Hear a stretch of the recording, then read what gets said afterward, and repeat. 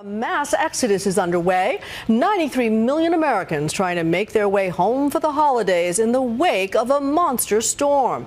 And all day from LA to New York, we saw the pictures. Families stranded at airports. And look, every dot a plane, though hundreds of flights never made it off the ground, and here's why.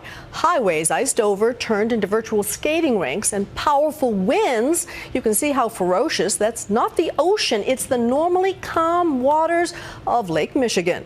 The ice, wind, and snow meant a headache for travelers. Tonight, ABC's meteorologist Ginger Z is tracking it all from one of the busiest airports in the nation, Chicago O'Hare.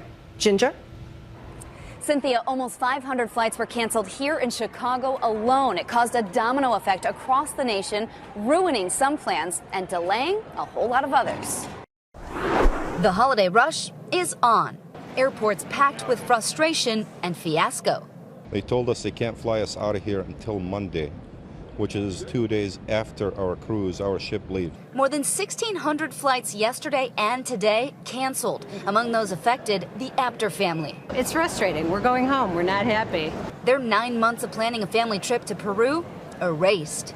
Ripple effects from this week's storm were felt all the way to Los Angeles. I had to wait like 45 minutes to see somebody to change my next flight. That storm that caused all the unhappiness, but it ripped scaffolding from buildings in New York City today, rocked rough waves across the Great Lakes, and left far from perfect roads for the 83 million expected to hit them this weekend. We took an icy drive from Des Moines to Chicago.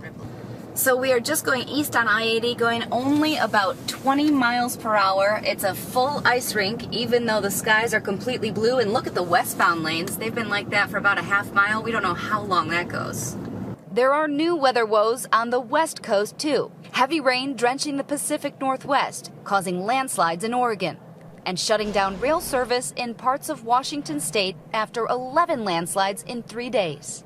The weather this weekend is a whole lot quieter, so that's good news aside from that storm in the west. Next natural question, who gets a white Christmas? Well, look at this map. The Rockies, the Plains, where we just had that blizzard, plenty of cold to keep the snow there, and then the Northeast and New England could see a little fresh white, at least in some parts.